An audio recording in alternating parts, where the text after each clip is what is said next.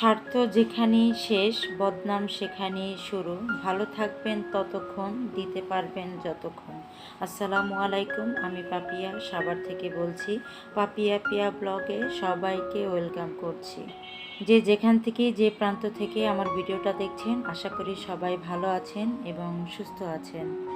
আলহামদুলিল্লাহ, আল্লাহর অশেষ রহমতে আগের থেকে অনেকটা ভালো আছি এবং সুস্থ আছি। ভিডিওর শুরুতেই সেই সকল প্রিয় আপু ভাইয়াদের আমি ধন্যবাদ জানাচ্ছি, যারা আমার অসুস্থতার কথা শুনে আমাকে অনেক সুন্দর সুন্দর কমেন্ট করেছেন এবং দোয়া করেছেন। তাদেরকে আসলে ধন্যবাদ দিয়ে আমি ছোট করতে চাই না।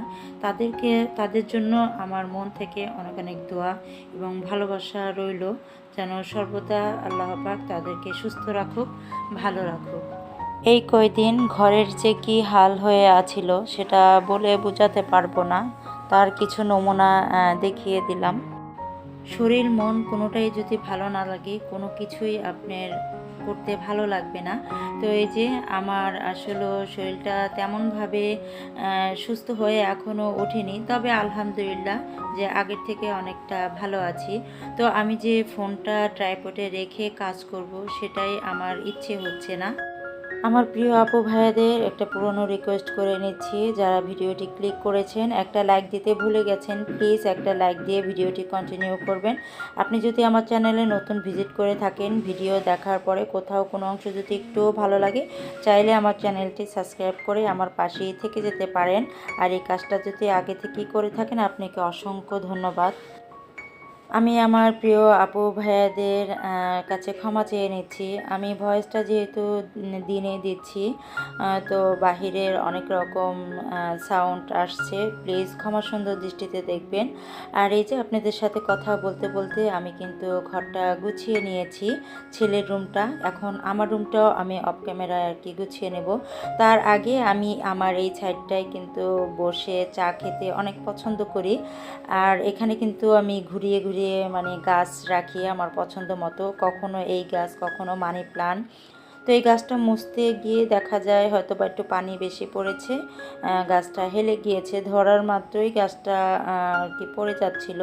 তো এটাকে আমি উঠিয়ে নিয়েছি আর সব গাছগুলো একটা ভিজা ন্যাকড়ার সাহায্যে আমি মুছে দিচ্ছি।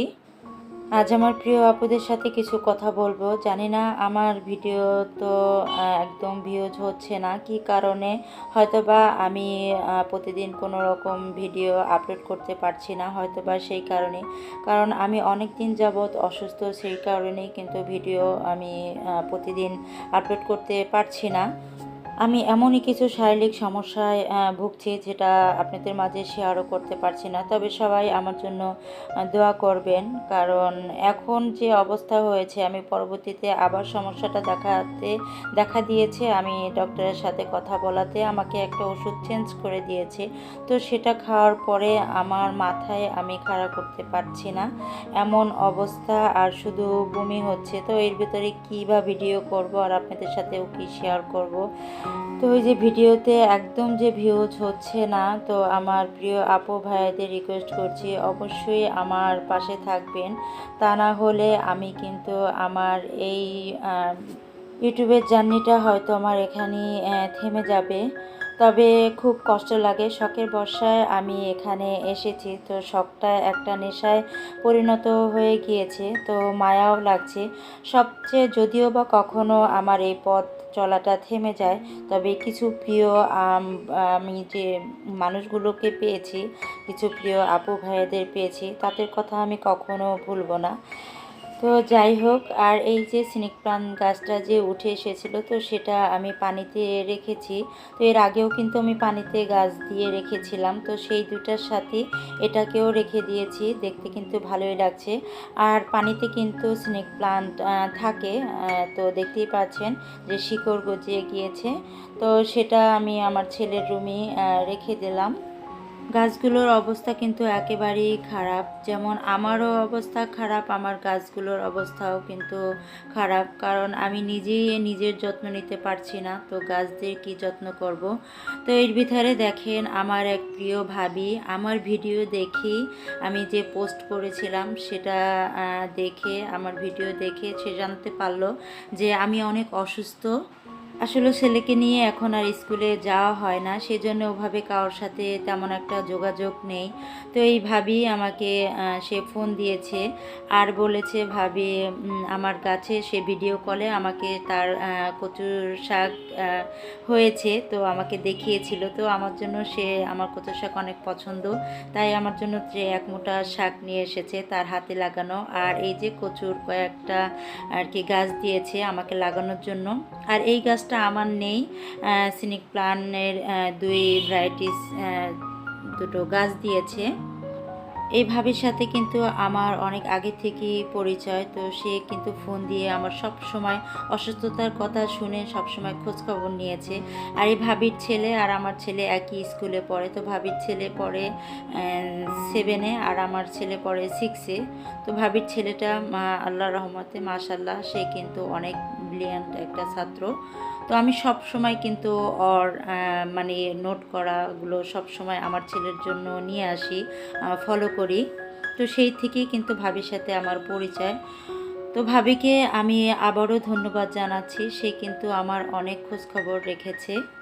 অথচ দেখেন তার সাথে কিন্তু আমার রক্তের কোনো সম্পর্ক নয়, তারপরেও কিন্তু সে আমাকে ফোন দিয়ে 2-1 দিন পর পরই কিন্তু খোঁজ খবর রেখেছে। এটাই হলো একটা মনের মিল। আর যে কাটাকুটিগুলো আমি অনেক অসুস্থ থাকা সত্ত্বেও আমি নিজেই করে নিচ্ছি, কারণ আমার হেল্পিং হ্যান্ড খালা যে সময় আসে ওই সময়টাতে আমার রান্না বাড়া প্রায় হয়ে যায়। তো এতে আমি কেটে নিচ্ছি, কারণ একটু কাটাকাটি করতে আমার কষ্ট হচ্ছে। যখন আমি আর কি ব্লাড দিয়েছে তখন একটু হাতে সমস্যা হয়েছিল, ব্লাডটা আর কি মাংসতে পড়েছিল সুইটা, তো সেখান থেকে আমার হাতটা একটু কালো হয়ে গিয়েছে।